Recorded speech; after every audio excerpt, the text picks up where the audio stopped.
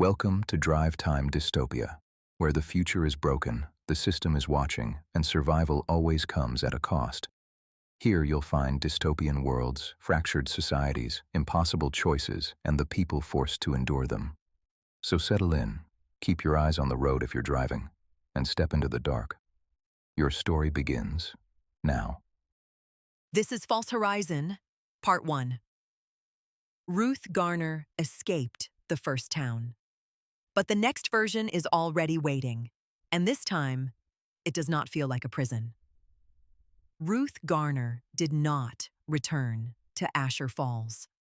That was the first rule she gave herself after she crossed the outer perimeter and watched the town collapse behind her, folding inward like a machine shutting down a simulation. The lights dimmed in sequence. The streets lost depth. The horizon tightened as if distance itself had been revoked.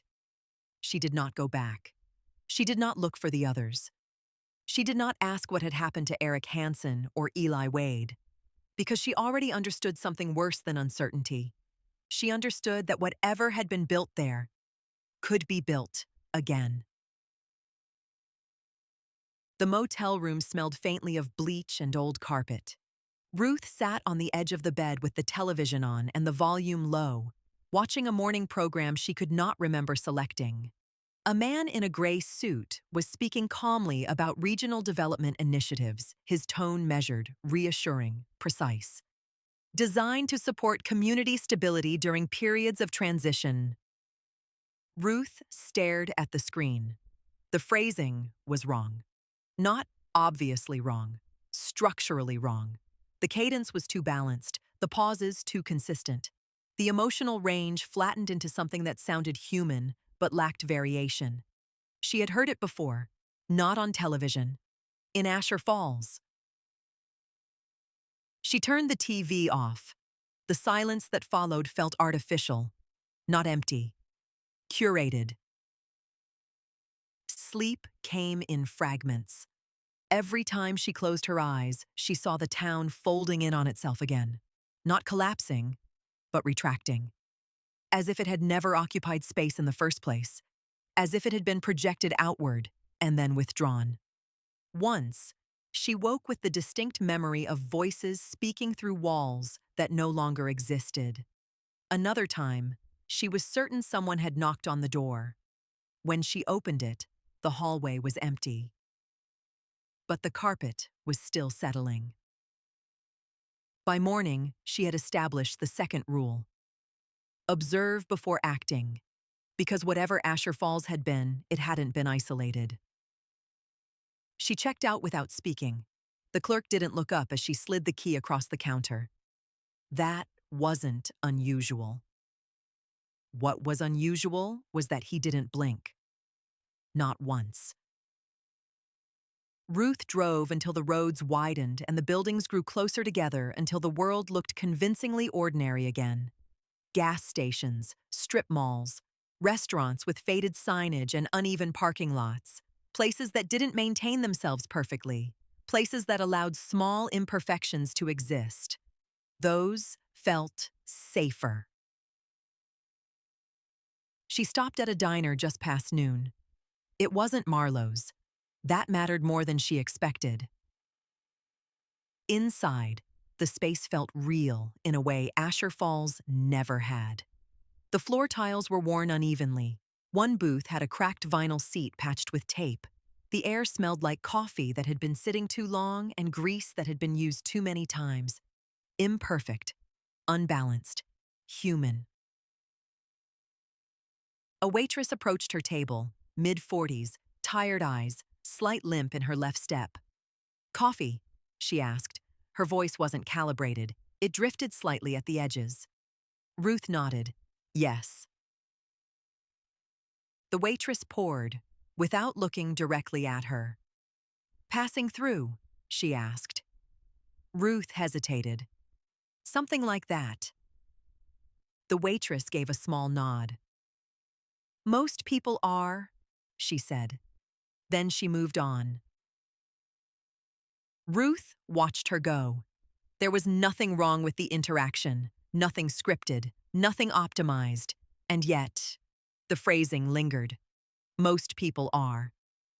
Ruth didn't finish the coffee. She left cash on the table and walked out before the unease could settle into something more defined. The bus stop was where the pattern broke. It wasn't the flyer that caught her attention at first. It was the stillness. The shelter sat at the edge of a quiet road, glass panels slightly clouded with age, metal frame rusting at the corners. A single bench ran along the back wall. One man sat at the far end, reading a newspaper, or appearing to. Ruth stepped inside. The flyer was taped to the glass, clean, centered, precisely aligned. Community Resilience Initiative.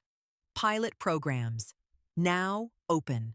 Short-term relocation opportunities available. She didn't read it all at once. She let her eyes move slowly, taking in the structure, the spacing, the phrasing. It was the same language, refined, sanitized, upgraded. The man at the bench turned a page. The sound came a second too late. Ruth shifted slightly. The reflection in the glass shifted with her, and the man's gaze followed. Not directly, but enough. Her pulse stayed steady. That mattered. Fear created patterns. Patterns created attention. She reached up and pulled the flyer from the glass. The tape released cleanly. Too cleanly. Behind her, the newspaper folded.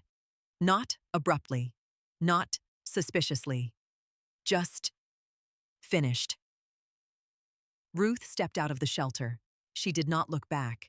She crossed the road, turned at the corner, and kept walking. Footsteps followed. Not close, not fast, but consistent. She adjusted her pace. The footsteps adjusted. She turned into a narrow side street between two buildings. The footsteps paused, then resumed. Ruth stopped walking. Silence. When she turned, the street was empty. She did not go back to the shelter. The name appeared 2 days later, not on a flyer, not on a sign, on a screen. The library was small, outdated, and quiet enough to feel forgotten. The computers hummed softly, their interfaces lagging just enough to suggest they weren't connected to anything current. That was why she chose it. Systems that didn't evolve quickly didn't respond quickly. She searched without patterns. No repetition, no direct queries, no keywords that could be flagged. She moved through documents indirectly, following connections that appeared accidental, until something aligned. Meridian Transition Community. The words appeared buried in a municipal report. Infrastructure, funding, behavioral metrics. Ruth leaned closer. Her reflection hovered faintly over the text. For a moment, it looked like someone else. She printed the page. The printer hesitated, longer than it should have, as if waiting. Someone entered the library behind her. She didn't turn. The printer began, slow, deliberate. Paper slid free. She took it, folded it, did not read it again. When she left, the man at the front desk looked up. Only once. Meridian. A cleaner name. A quieter name. A name that didn't describe a place. It defined one. The drive stretched longer than expected, not because of distance, because of hesitation. Every mile offered a reason to stop. Every exit suggested an alternative. Every town looked real enough to believe this could still be avoided. But the pattern had already started. And patterns did not end on their own. As the road narrowed and the landscape opened into a distant valley, Ruth felt it again. Not fear, recognition. By the time Meridian appeared at the edge of the horizon, she understood something she had been trying not to accept. Asher Falls had not been a failure. It had been a prototype. Meridian was what came next. Part 2. Meridian does not look like a prison. That is what makes it more dangerous. Ruth did not follow Caleb immediately. That was instinct before strategy, and strategy before trust. In the years since Asher Falls, she had learned that accepting direction too quickly was one of the oldest ways systems taught you to surrender judgment. A guide offers calm. A space offers order. The nervous system, exhausted by uncertainty, begins to confuse instruction with relief. So she stayed where she was at the edge of the square and watched him walk a few steps ahead without checking whether she came along. Interesting. He behaved like someone who assumed eventual compliance, not because he intended to force it, but because he had learned most people moved when the path was made visible enough. That was new. In Asher Falls, pressure had always been palpable. Even when it hid behind smiles and pamphlets, you could feel the enclosure pushing on your choices. Meridian was subtler. It seemed to create conditions in which the preferred decision felt like your own idea, or at least the least exhausting option available. Caleb stopped near the pavilion and turned back only when enough time had passed to make the pause feel natural. "You can look around first," he said. "Most people do." Most people. The phrase landed with the same quiet, unnerving confidence as everything else in Meridian. No overt demand, no urgency. Just an assumption that she would eventually move through the sequence as designed. Ruth said, "That generous of you?" He gave the smallest lift of one shoulder. "Suspicion lasts longer if you rush it." Then he stepped aside as two women crossed between them, carrying binders and talking in the low, focused tones of people working through something practical rather than urgent. One of them said, "If the school flags it first, transition support can catch it before family services has to escalate." The other nodded, as though that sentence belonged to ordinary life. Ruth watched them go. The language was already integrated here. Not announced, not explained, simply lived. Caleb said, "You hear it." It wasn't a question. Ruth looked at him. "I hear a lot of things." That will either help you hear or make the experience difficult. Possibly both. Is that what this is? An experience? His expression altered by so little it might not have been visible to anyone who hadn't spent decades studying controlled faces. "Everything is an experience," he said. "Some are simply better organized than others." Then he moved off again.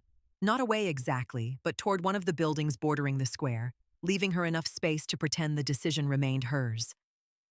Ruth stayed put another full minute before following. The square had been designed by someone who understood that civic life could be engineered without looking engineered.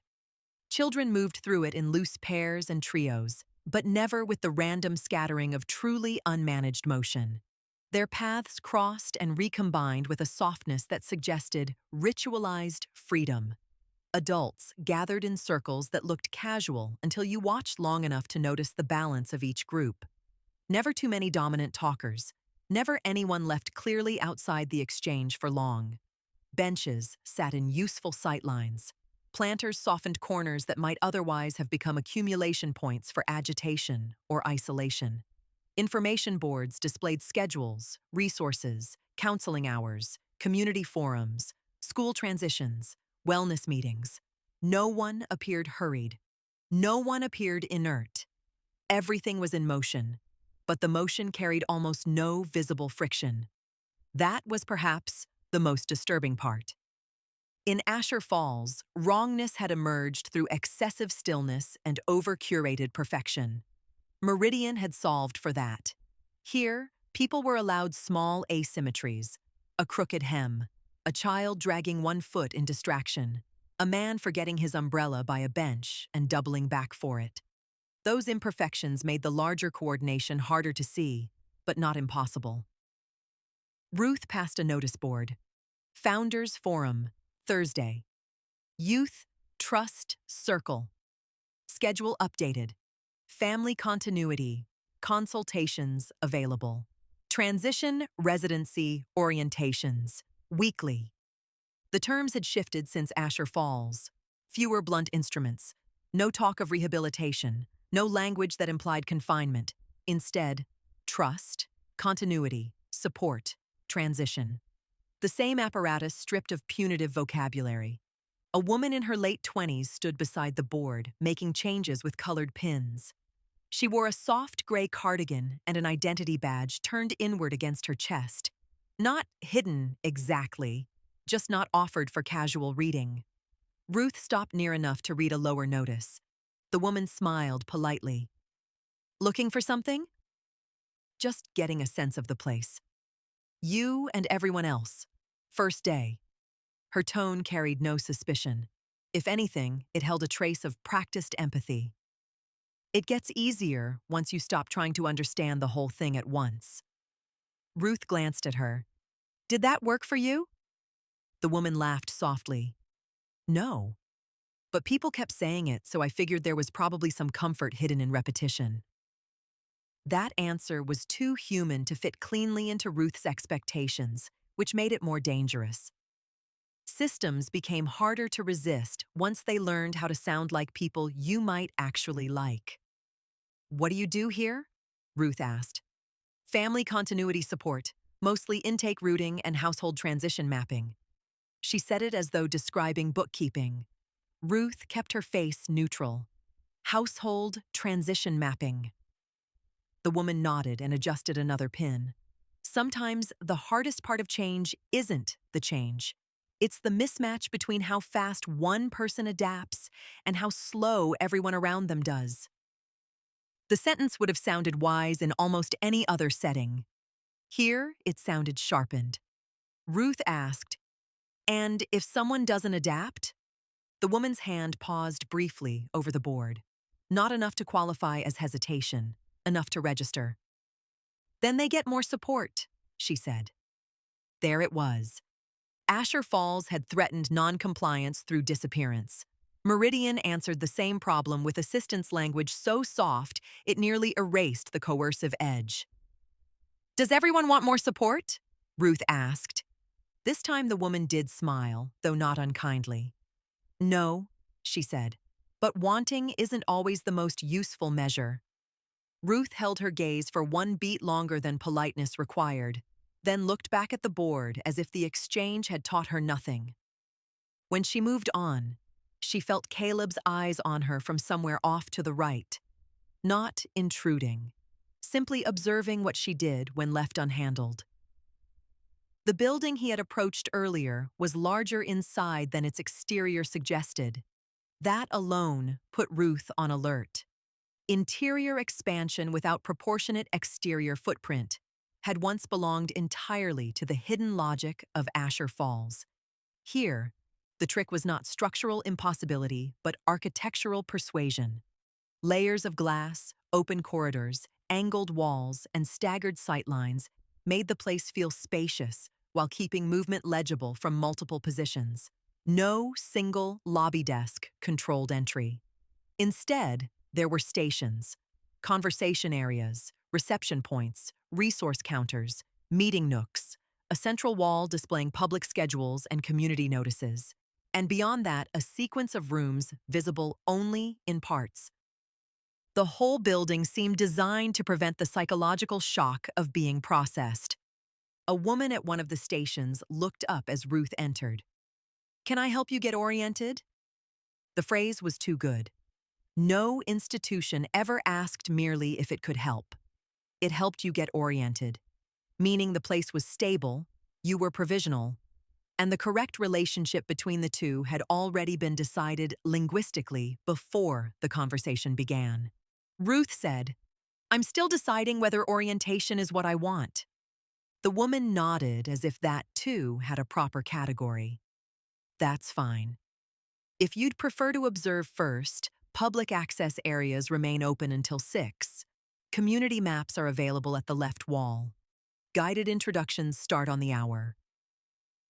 Guided introductions. Caleb, now leaning one shoulder against a column several yards away, said, "She's with me." The receptionist did not look startled. She looked relieved, as if uncertainty had been resolved into an existing pathway. "Of course," she said, and returned to her work. Ruth felt the pressure of that tiny exchange, not the content, the way the institution relaxed once a relationship had been established. Unaffiliated individuals created ambiguity. Systems disliked ambiguity. Pairing solved it. She walked toward Caleb slowly. "You have status." He considered the word. "I have function." "That's a dodge. It's more accurate." He pushed off the column and led her deeper into the building. "I'm not here as your guest," Ruth said. "That's fine. I'm serious. So am I." He said it lightly, but the reply carried a kind of effortless dominance that unsettled her more than open authority might have. He had learned how to make disagreement seem acknowledged without ever altering course. The corridor they entered overlooked a lower level where several rooms opened off a common central space. None were marked in ways that gave much away. Community relations, educational coordination, transition planning, wellness liaison. Any ordinary town with enough funding and too much paperwork might have used similar labels. And that, Ruth realized, was the point. Meridian did not need to invent a new visual language for control. It simply reorganized existing civic language until the whole arrangement began working toward a more coherent end. "What is this place?" she asked. Caleb glanced over the rail at the lower level. "Interface." "That is not an answer." "It's the cleanest one." He gestured downward. "People need to encounter systems in forms they can metabolize. If the first point of contact feels like administration, they resist. If it feels like care, they participate. If it feels like belonging, they internalize." Ruth stopped walking. He did too. The corridor was empty for the moment. Somewhere below, a child laughed, then was gently hushed by an adult voice using exactly the right amount of softness. "You say these things," Ruth said, "like there's no moral content in them." Caleb met her eyes. "There's moral content in everything. Most institutions simply prefer not to discuss it while they're implementing." He resumed walking before she answered, forcing her either to continue with him or be left standing in a public corridor alone.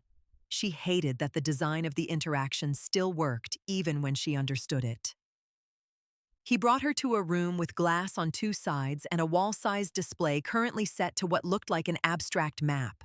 Soft lights in clusters, lines appearing and fading, nodes shifting by color intensity and density. At first glance, it could have been transportation planning or utility flow. Then she saw movement patterns that were too intimate for either. "These are people," she said. Caleb inclined his head. "Representations of people." Ruth moved closer to the display. The points flowed in slow, dynamic relation to one another, forming temporary concentrations around buildings, dispersing, reforming. Some glowed warmer at intervals, then cooled. Thin lines connected certain movements to later movements elsewhere, the visual equivalent of cause and response rendered without names. "It's tracking them. It's modeling them." That's a nicer verb. "It's a more accurate one." Ruth watched a cluster near what she assumed was a school building shift toward one of the civic blocks. Several individual nodes lagged, then rejoined through alternate routes. "What determines the color changes?" "Stress propagation, social load, adaptation variance, a few other measures." He said it as if talking about weather. She turned on him. "You've mapped distress into traffic." Distress already behaves like traffic. The difference is whether anyone chooses to understand the flow before pileups. The sentence was elegant and appalling. Ruth looked back to the display. "They provide this voluntarily." Mostly. He waited. When she said nothing else, he added, "Participation is distributed through daily life. School, work, forums, family continuity meetings, support interactions, wellness check-ins, conflict mediation. No single point feels extractive enough to register as extraction." There it is! Caleb's expression barely changed. You say that like naming the mechanism refutes the need for it. Ruth kept studying the map. A set of nodes at the edge of town had shifted toward a single location and then dispersed more evenly after a brief concentration. She pointed. What happened there? He followed her gaze. Household conflict event. Early stage escalation. Family support entered before law response thresholds were crossed. You say that like it's a success. It may be. Maybe. One of the children was flagged twice last month for grievance persistence. If the event resolves cleanly, the pattern may soften. If it doesn't, educational coordination gets involved. Ruth looked at him fully now. Grievance persistence. That's the current term. Current? He met the accusation in the word without flinching. Terms evolve. Control doesn't. This time, he did not answer immediately. When he finally spoke, his voice had gone quieter. No, it usually doesn't, but visibility can. That line stayed with her longer than she wanted. Caleb left her alone after that, or seemed to. He said, "Take the afternoon, walk, listen. It's the only way to understand the place." Then he stepped out through a side door and vanished into the building's interior flow as if absorbed by it. Ruth did what he suggested because refusing useful information simply because it had been offered by the wrong person was another kind of manipulation, one she was capable of inflicting on herself without outside help. She walked Meridian until the light began to change. She passed a school courtyard where children sat in circles on painted pavement while adults guided some kind of check-in ritual that looked, from a distance, like ordinary social-emotional learning. Too ordinary. Every child had a turn. Every turn stayed within a manageable emotional range. No one was forced to speak, exactly, but silence drew careful, warm attention until most of them offered something. She passed a family support office where a couple emerged, looking not relieved but realigned, as if a conversation had ended, with the right narrative restored to both of them. She passed a community kitchen where volunteers prepared meals according to a schedule posted beside intake slots for transitional households. She passed a small bookstore whose front display included parenting titles, civic trust manuals, children's readers about community honesty, and one shelf of novels so carefully selected for mild conflict and safe resolution that the curation itself felt ideological. Nothing screamed, nothing threatened, nothing needed to. Meridian had learned from the first model that overt repression created memorable edges, so it dissolved the edges into services, routines, consultations, and emotionally literate language until most coercion began to feel like guidance, and most guidance felt like common sense. At the edge of a green space near the northern residences, Ruth sat on a bench beneath a sycamore tree and watched two boys arguing over a ball. The argument lasted perhaps 20 seconds before an older girl crossed from the path, knelt between them, and guided the exchange into recognizable steps. What happened? He cut me out. He said I couldn't play. What do you need now? Neither boy rolled his eyes. Neither stormed off. They answered because the language had already been taught to them as the shape conflict naturally took. One said, "I need him not to do that again." The other said, "I need him not to yell first." The girl nodded, redistributed the ball, and the game resumed. Any other afternoon in any other town, the scene might have looked wholesome. Here, it made Ruth's skin tighten. Not because conflict had been reduced, because the reduction was occurring through preloaded emotional frameworks so early and so consistently that resistance itself might eventually feel to these children like a category error. Someone sat beside her, not Caleb. an older woman in a blue coat carrying a tote bag full of what looked like sewing supplies. She settled onto the bench with the care of someone whose knees had become advisory rather than obedient. "Pretty, isn't it?" the woman said, watching the boys. Ruth followed her gaze. "Efficient." The woman laughed, not mockingly, more in recognition of some shared private disappointment with euphemisms. "That too." Ruth turned slightly. "You've been here a while. Long enough to stop counting in months and start counting in weather." The answer was either poetic or strategic. Ruth couldn't tell which. The woman looked at her sidelong. "You're new." "For the moment." That's how it starts, for everyone. Ruth waited. The woman continued. "Then either the place makes sense to you, or it doesn't." "And if it doesn't?" The woman adjusted the tote on her lap. "Then you learn whether confusion is a passing state or a defining one." There was something in the phrasing, too balanced, too finished. Ruth said, "That sounds like something they tell you." The woman's face softened in a way that might have been genuine amusement. "Oh, they tell us all kinds of things. The trick is figuring out which ones become true because they're repeated, and which ones become true because you're tired." That answer was better than the others. More honest, more dangerous for being honest. Ruth asked, "And which is this place?" The woman looked out across the green where the boys now played as if no conflict had ever existed. "Depends when you ask me," she said.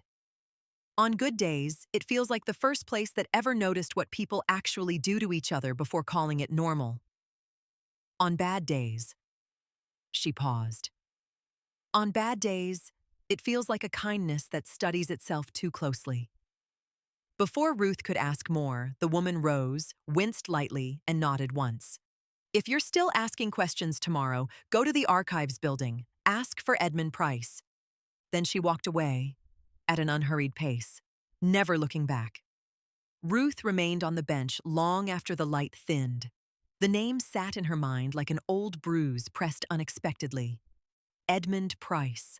Not Eli Wade, not Evan Alders, but a new skin over the same line. Of course he would be here. Or what remained of him. Meridian was exactly the kind of place that would preserve useful fragments.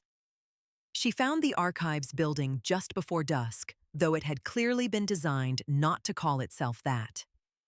The exterior sign read Municipal Records and Continuity Services. Inside, the lighting was lower than in the other civic spaces, not dim, just less aggressively welcoming. Paper still mattered here. Shelves, files, drawers, index cabinets, digitization stations. The whole place smelled faintly of dust, glue, and old climate control. At the front counter sat a young man sorting intake cards into coded trays. He looked up with professional alertness that had not yet learned to become fully smooth. "Can I help you?"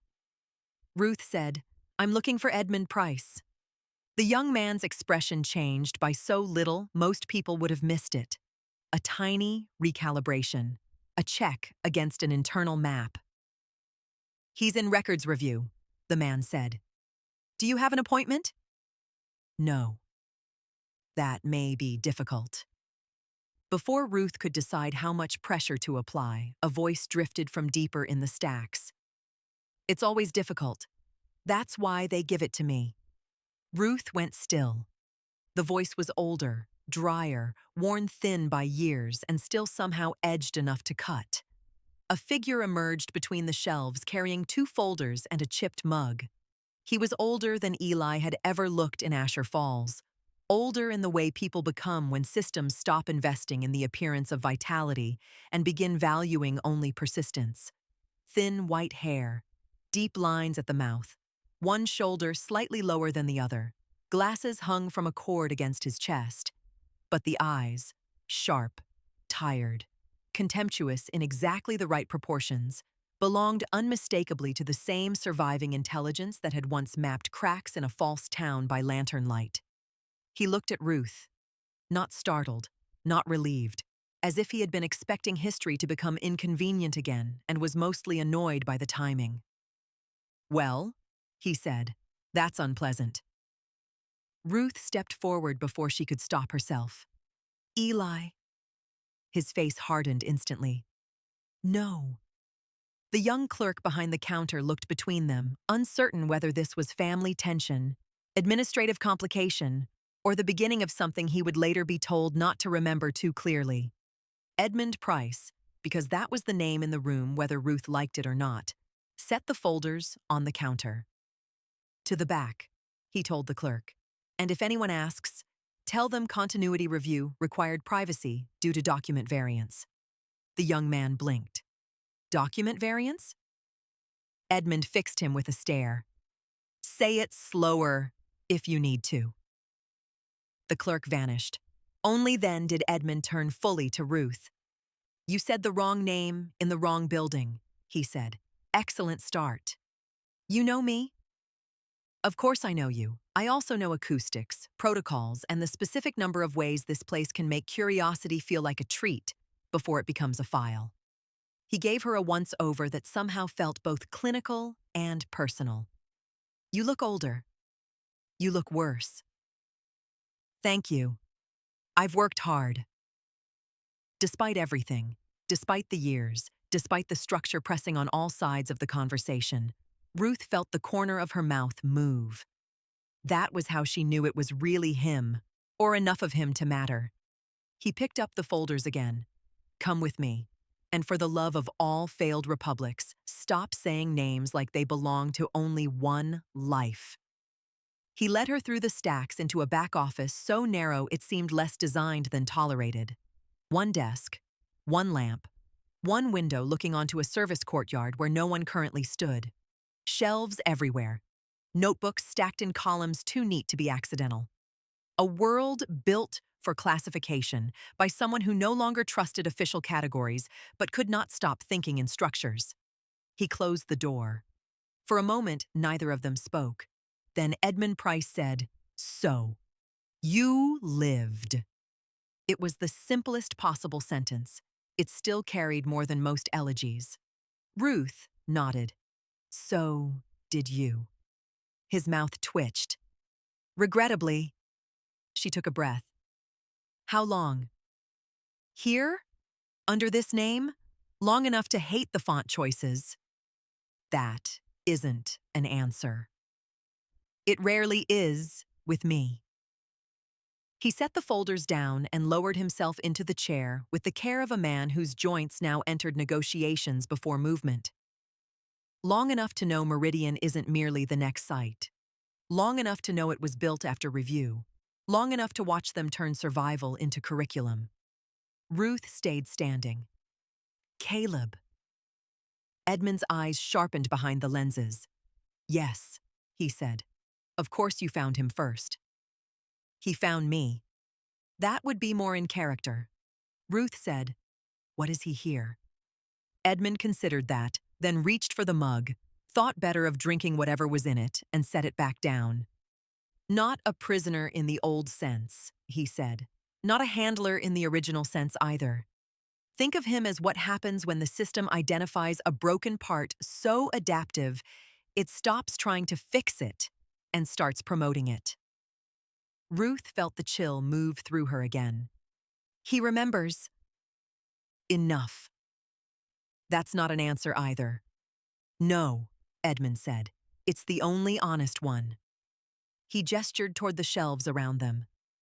Asher Falls learned what happens when you take adults with compromised histories and reassign the architecture of their lives. Meridian studies what comes after that. What if you shape continuity before fracture becomes visible? What if you refine the emotional vocabulary early enough that resistance develops already translated into manageable terms? What if belonging itself becomes the primary interface? Ruth listened without interrupting because the room itself seemed to require it. Records offices always imposed a different tempo. Facts entered more quietly there, but they stayed longer. She asked, "And you?" Edmund smiled thinly. "Municipal records and continuity services, apparently." I index lives.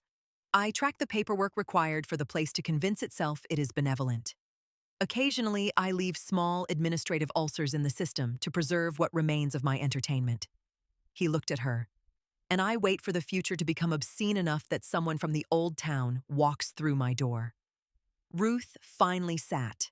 The chair across from him creaked in tired objection. "What is Meridian really?" she asked. Edmund folded his hands. "A demonstration model." "For whom?" His answer came without hesitation. "For anyone with enough money, fear, and policy ambition to mistake social legibility for peace." The line sat between them in the dim office, while dusk thickened outside the service window. Ruth said, "Caleb told me it's better." Edmund barked a humorless little laugh. Of course he did. Better is how this version justifies itself. Cleaner, kinder, less crude, fewer needles, more meetings, fewer disappearances, more guided realignment. And the monstrous thing, Ruth, the truly impolite thing, is that it does solve some problems. Reduced violence in youth cohorts, earlier family intervention, lower crisis escalation, better adaptation curves, more stable communities. His eyes narrowed. That is what makes it dangerous enough to spread. Ruth felt suddenly tired, not from fear, from recognition, because yes, that was the trap. Asher Falls had been easier to hate. It had hidden the violence poorly enough to remain morally clean in opposition. Meridian had learned to braid care and control together so tightly that extracting one without harming the other might soon become impossible. Edmund saw the thought land. He said, softer now, "That's why they built this place after the fire, not to repeat the first model, to remove its embarrassments." Ruth looked toward the service window where the last light had gone gray. And what happens to people who still see the structure? Edmund reached for the mug again, drank at last, and grimaced as if the contents had reaffirmed his low opinion of institutional hospitality. "They are not erased the old way," he said. "Most of the time. That created too much rupture. Here they are recontextualized, brought into support, invited to articulate uncertainty until uncertainty becomes a recognized stage rather than a destabilizing insight. They are not told they are wrong. They are helped until their wrongness loses momentum." Ruth thought of the man in the small room, the off-kilter posture, the drained urgency. "Guided," she said. Edmund nodded. "Exactly. Isn't that a repulsive improvement?" Part 3. Meridian is not just another hidden town. It is a demonstration. And what it demonstrates is already being prepared for the world outside. Ruth stayed in Edmund Price's office until the room went fully dark. Neither of them turned on the overhead light. The desk lamp was enough. Its small yellow circle held the folders, the mug, Edmund's hands, and whatever remained between them of the old world's rough honesty. Beyond that pool of light, the office receded into shelves and shadow, records fading into the kind of darkness institutions always preferred, around their most important truths. At last, Ruth said, "Show me." Edmund did not pretend not to understand. "Regrettable," he murmured. "I was hoping you might settle for abstraction. It's cheaper." He pushed himself out of the chair with visible irritation at the demands of his own body, crossed to the door, listened there for a beat, then opened it just enough to check the service corridor beyond. Satisfied, or perhaps merely resigned, he motioned for her to follow. They moved through the record stacks without speaking. The building had changed character after hours. Daytime had made it look like a civic office with a slight bureaucratic melancholy. At night, it became what it had always really been, an archive of controlled lives, drawers, files, continuity reports, family maps, school transitions, household reassignments, adjustments disguised as care. Everything Meridian knew about itself was preserved here in labeled stillness, waiting for retrieval by anyone with the right access and the right moral vacancy. At the far end of the stacks, Edmund unlocked a narrow service door and led her into a corridor that smelled faintly of dust, cold air, and old concrete. The architecture shifted immediately. Less public finish, more infrastructure, cable runs, maintenance panels, soundproof junctions. This was not Asher Falls's hidden underworld of brutal mechanical secrecy. Meridian did not bury everything. It layered functions, public surface above, administrative membrane below. Just enough depth to route the machinery where ordinary residents never quite had reason to look. Edmund handed Ruth a small flashlight with taped black cloth around the body. Use it only when you need it. The camera coverage down here is selective, which is worse than heavy. Ruth looked at him. Selective? How? He started walking again. In Asher Falls, they watched everything because they didn't trust the model. Here, they've learned that partial observation changes behavior more elegantly. People fill the gaps for them. That tracked. Of course it did. Meridian did not need total surveillance if it could produce populations who internalized scrutiny as atmosphere. They turned twice, descended one concrete stair, and emerged behind a slotted utility wall overlooking a room below. Ruth crouched and looked through. At first glance, it resembled a counseling suite. Soft chairs, warm light, shelves with books and blocks and neutral art chosen to calm rather than provoke. A low table with tissues placed exactly where the eye would land without feeling guided there. Then the room revealed its shape. Two cameras tucked in ceiling corners disguised as speaker housings. A one-way pane opposite the seating area. A side cart holding not only water and notebooks, but tablets docked into a closed monitoring rack. No restraints, no needles, no overt force. That was the point. A woman sat in one of the chairs, early 30s maybe, hair pinned up badly as if she had done it with one hand in a hurry. Her posture was rigid in the way frightened people sometimes used to keep themselves from coming apart. Across from her sat a man in a soft blue shirt with an open collar and the practiced stillness of someone trained to regulate the emotional velocity of others. Ruth glanced at Edmund. Transition recalibration, he said quietly. Household variance case. She has been resisting a continuity revision. Ruth looked back through the slats. Continuity revision. Her partner was reassigned to another residential cluster after repeated volatility indicators. She has not accepted the narrative sequencing around the separation. Ruth felt her jaw tighten. Narrative sequencing. You'll hear worse. Below them, the man in the blue shirt spoke. No one is asking you to feel grateful, he said. We're only trying to help you describe what happened in a way that doesn't keep injuring you. The woman stared at her hands. He was taken. The counselor did not correct her immediately. That was notable. Asher Falls had relied on blunt contradiction. Meridian let the subject speak first, name the wound in her own language, create the material that would then be gradually reframed. He said, "That's one way it can feel." Yes. She looked up sharply. "It is what happened." A pause. Not too long. He gave the statement enough room to feel heard. Then, "Tell me what changes if we begin from that sentence." She blinked. What? If we say he was taken, what does that require the rest of the community to become in your understanding? What does it require this place to become? Ruth felt the mechanism at once. Not denial, expansion. Move the individual claim outward until it collides with the stability of the whole. Make the subject responsible for the social consequences of her own interpretation. The woman said nothing. The counselor leaned forward slightly, no threat in the motion, only care intensified by angle. "I'm not saying your pain is inaccurate. I'm asking whether that framing protects you or isolates you." There it was. The fulcrum. Asher Falls had erased dissent. Meridian pathologized it as self-harm. The woman's shoulders tightened. "He didn't want to leave." "No," the counselor said gently. He did not want events to continue escalating. That's different. The sentence was surgical.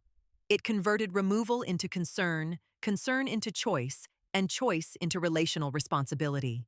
No single lie, only a sequence of morally lubricated substitutions. Beside Ruth, Edmund made a soft noise in his throat that might have been disgust or admiration, deprived of dignity. "She'll bend," he murmured. "Not tonight, perhaps, but eventually. Because the system is teaching her that loyalty to personal memory makes her a danger to shared coherence. That's the new pressure. Nobody has to threaten the subject directly if the subject can be made to fear becoming a source of instability." Ruth kept watching.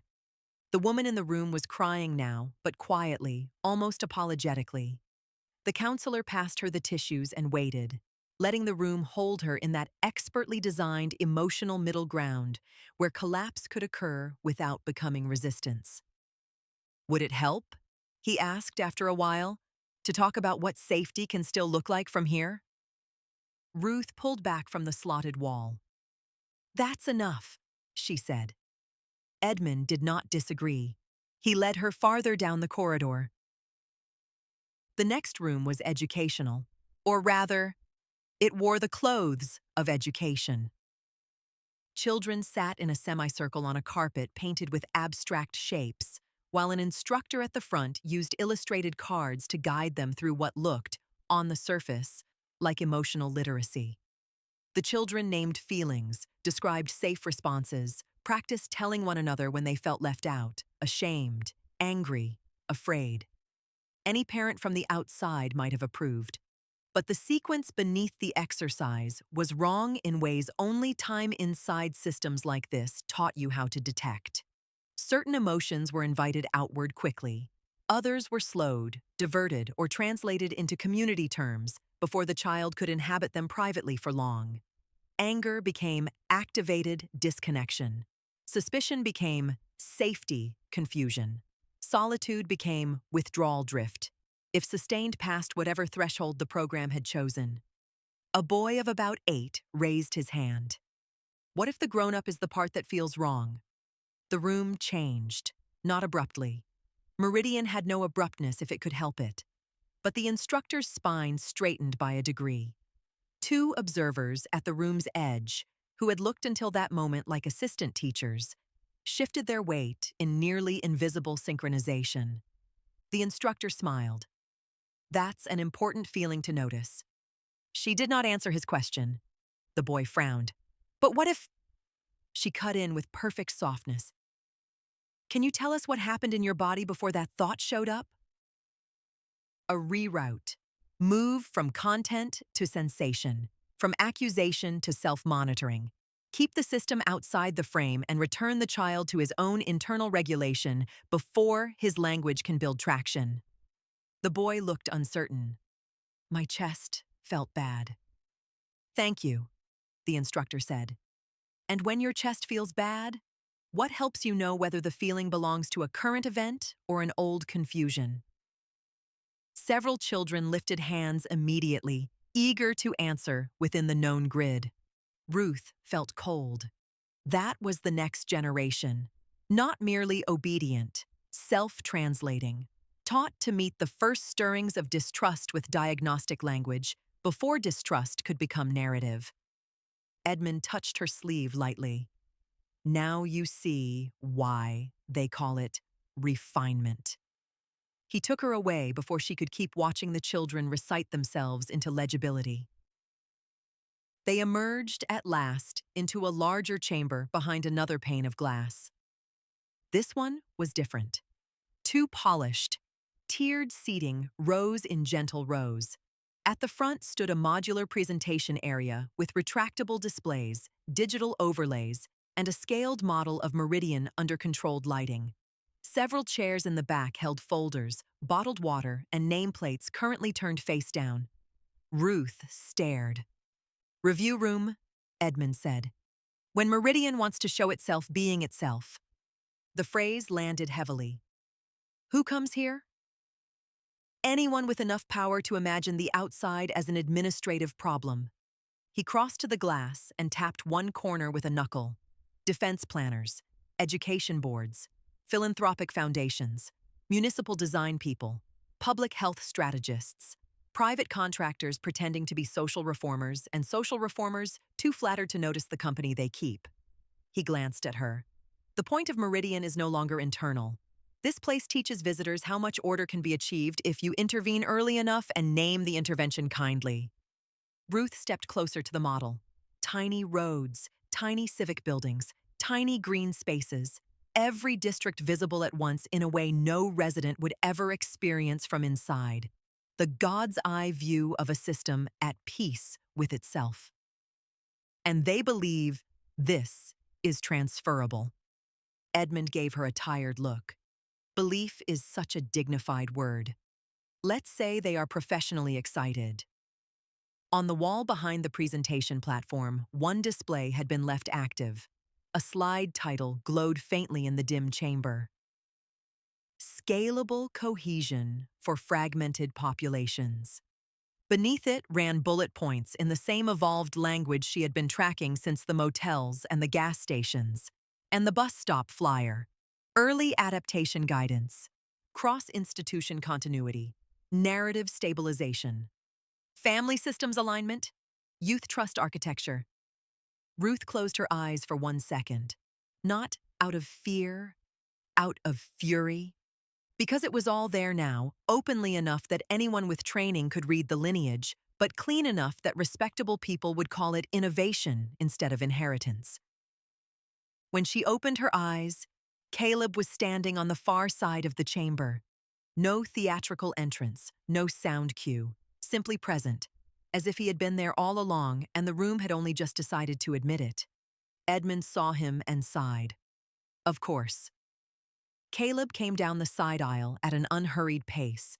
No visible alarm, no accusation, no performance of betrayal.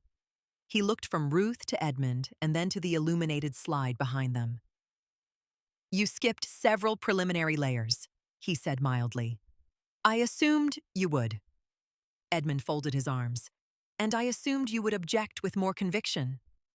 I object internally all the time, Caleb said. It's one of my few remaining hobbies. Ruth ignored the exchange. How long have you been using this room? Caleb stopped beside the model, one hand resting lightly on the table edge. Long enough for the lighting system to become tedious. That's not what I asked. No, he said. It usually isn't. She gestured toward the screen. You bring people in and show them this. We bring people in and show them outcomes, he corrected. This is just the conceptual scaffold. Ruth could feel the anger building cleanly now. Useful anger, not the diffuse panic of Asher Falls. This had edges. You built a smoother cage and invited investors. Something moved behind Caleb's expression. Not offense, exactly, but the acknowledgement that her phrasing had landed close enough to require care. We built a controllable environment in which civic fragmentation, developmental destabilization, and intergenerational volatility could be studied with less collateral harm than the world usually tolerates by default. Edmund made a quiet, gagging sound. There's our brochure. Caleb did not look at him. You prefer blunt language because it flatters moral clarity. The world outside does not improve simply because its violence remains decentralized. Ruth stepped toward him. And what have you improved? He met her gaze without retreat. Reduced adolescent self-harm events, lower household escalation rates, faster identification of destabilizing patterns, better educational continuity, fewer disappearances into untreated crisis. Here, she snapped, inside your controlled terrarium. Is that less meaningful because it's controlled? The question hit harder than she wanted, because the monstrous thing was that Meridian could point to benefits. It had learned to produce results the outside routinely failed to produce, and those results were exactly what would make the model spread.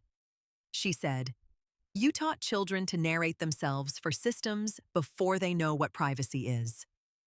Yes, no hesitation. That stopped her. Caleb went on. And the outside teaches children to narrate themselves to markets, peer hierarchies, broken families, untreated schools, and digital systems with no accountability at all. You object because ours is visible once you know how to look. Edmund laughed softly, no humor in it. Listen to him. He's become the argument. Caleb's eyes flicked toward the older man at last. Better than becoming the ash. Silence followed that. Old grief moved through the room and settled where none of them could afford to look at it directly. Ruth broke it first. What is the end state? Caleb's face emptied into a colder kind of stillness. There isn't one. That's not an answer. It's the only honest one. Meridian is not an endpoint. It is a demonstration of process, not a town to be copied exactly, a logic to be distributed. Different pieces in different environments, schools, clinics, municipal support networks, family service systems, public versions where possible, less public ones where not. Edmund said quietly, "There it is." Ruth stared at Caleb. So that's it. You're not preserving a place. You're seeding a method. He held her gaze. Places fail.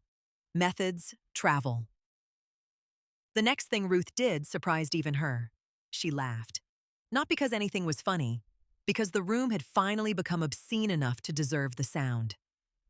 "Of course," she said. "Of course that's what you turned into." Caleb's voice stayed level.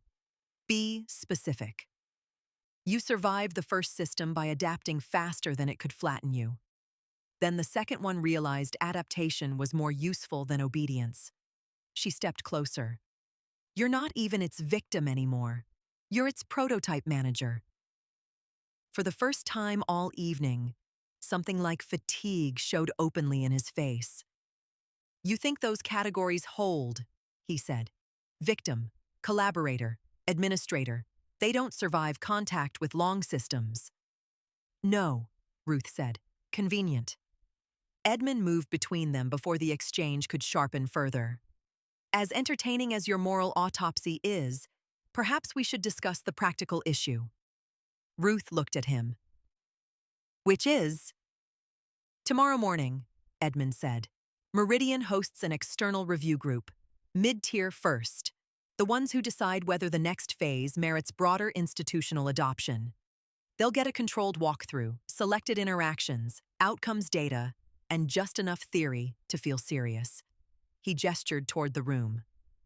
"If you want proof that matters outside this valley, that is when the proof will be moving." Ruth's attention snapped fully to him. "You have records." "Of course." "Access?" He gave her a wounded look. "I am literally the records." Caleb said, "No." The word was quiet, firm, more dangerous for not being raised. Ruth turned back. "No?" "No archive breach, no theatrical release, no sprint through tunnels with hard copies under your coat while alarms perform their little opera." He looked from her to Edmund. "You both already know what exposure does now. It doesn't stop the architecture, it makes it cleaner." "Good," Ruth said. "Then maybe it's time something cost them embarrassment in daylight." Caleb shook his head. "You are still imagining a version of consequence that belongs to earlier phases. These people do not need secrecy the way Wren did. They need narrative defensibility. If you force a scandal too early, they will amputate the most visible excesses, keep the methods, and win sympathy for having been challenged by people who sound unstable." Edmund muttered, "I dislike him most when he's right in complete sentences." Ruth ignored both of them and asked, "What are they reviewing tomorrow?" Caleb's answer came after a brief pause, one he seemed to spend calculating whether withholding would change anything. "Educational transferability, family support adaptation, civic trust protocols. Child Development Stability Outcomes. Ruth's stomach tightened. Children. Yes! He said it without camouflage, maybe because he knew none remained necessary in this room. Edmund sat down heavily in one of the review chairs. I told you the future had become tacky. Ruth looked back at the glowing slide, the model town, the turned-down nameplates waiting for morning. She could already imagine the visitors arriving with mild concern and serious notebooks, ready to be shown a better way to manage the fraying social fabric of places they governed badly. No villains, no dark cloaks, just professionals with budgets and theories and constituencies afraid enough to reward coherence wherever it appeared. That was the real danger, not the malice, the plausibility. She asked, "Do the residents know what these visits are?" Edmund smiled thinly. "They know enough to behave well." Caleb said, "They know they're being evaluated as a community." "As a product," Ruth replied. "As a model," he said. "That's the same thing with funding." He almost smiled at that. Almost. It vanished before it could become human. Edmund took them from the chamber after that by a different route. He insisted on it with enough old man irritation that neither argued. They wound through storage corridors, down a short flight of concrete stairs, and into a compact records vault where shelves of hard copy files sat behind climate-sealed doors. Ruth's pulse picked up. "Here," Edmund said, "is where the place remembers itself too literally." He pulled one drawer open.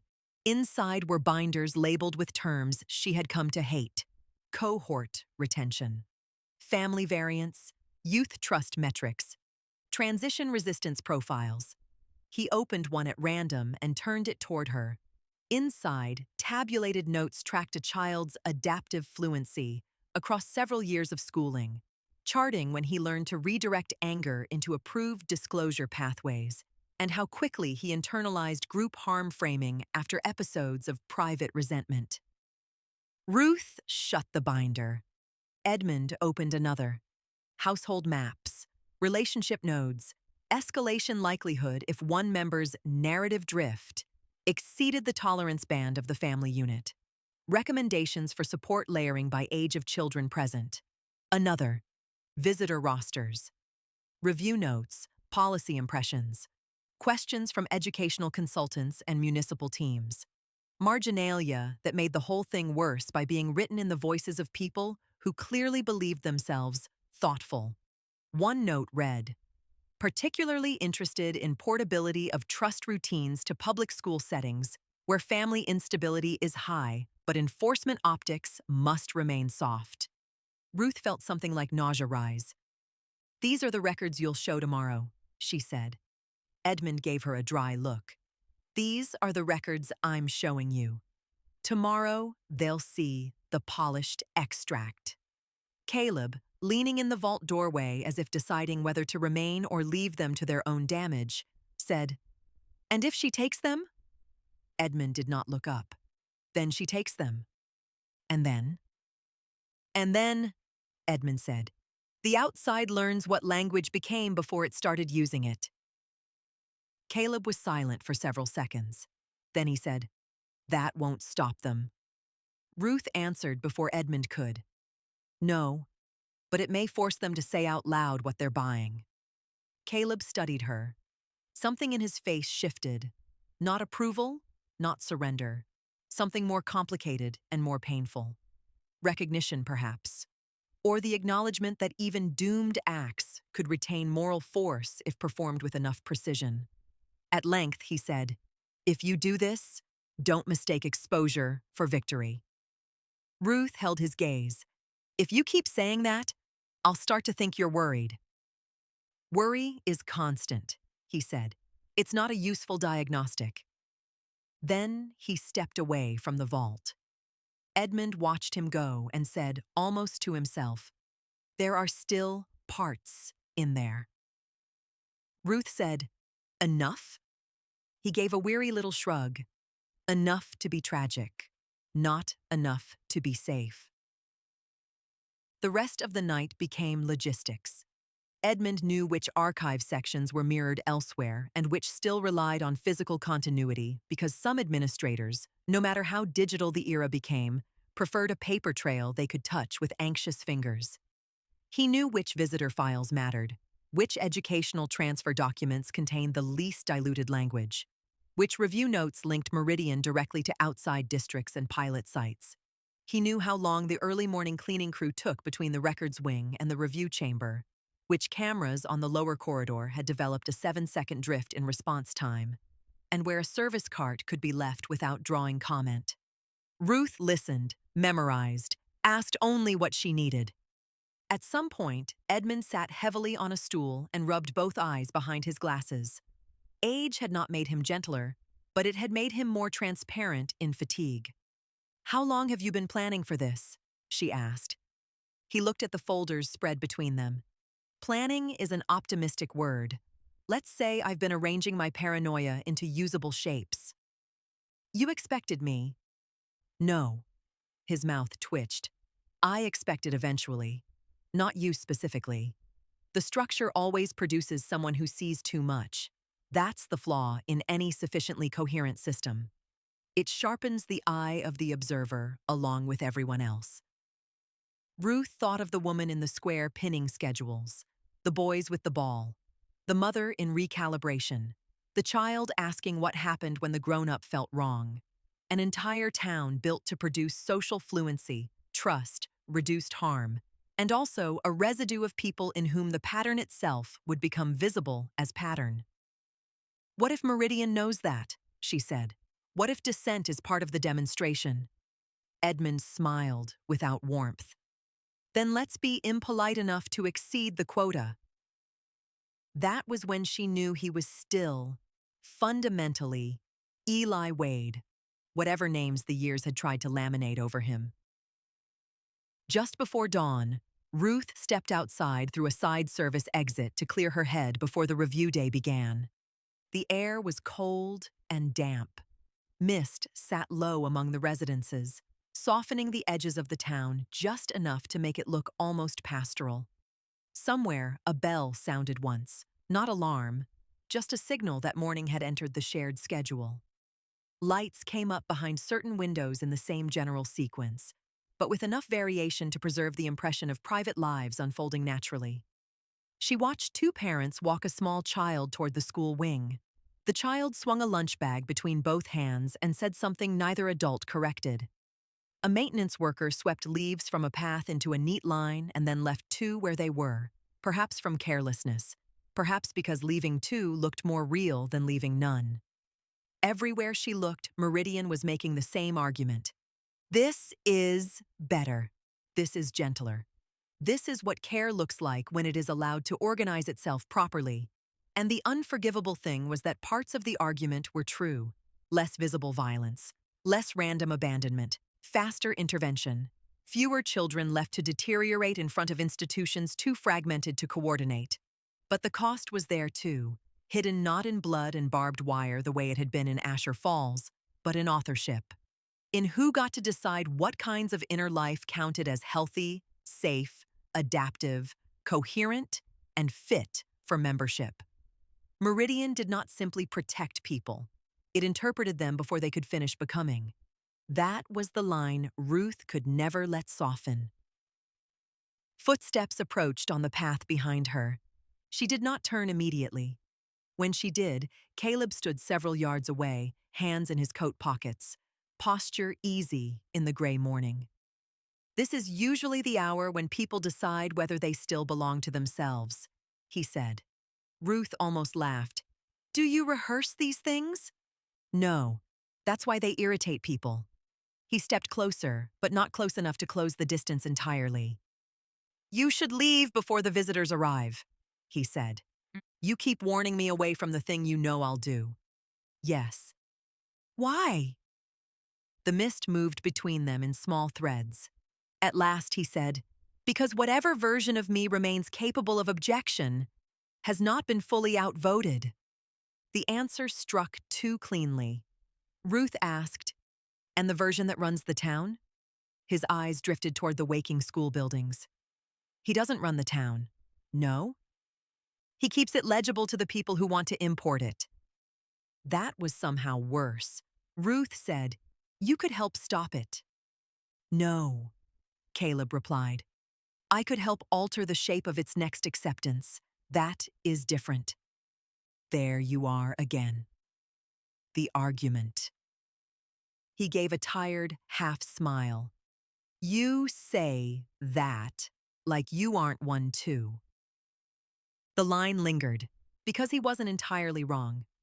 Ruth had become an opposing method in her own way, a moving witness, a pattern recognizer, a contaminant in systems that wanted clean adoption. She asked, "If I take the records, will you stop me?"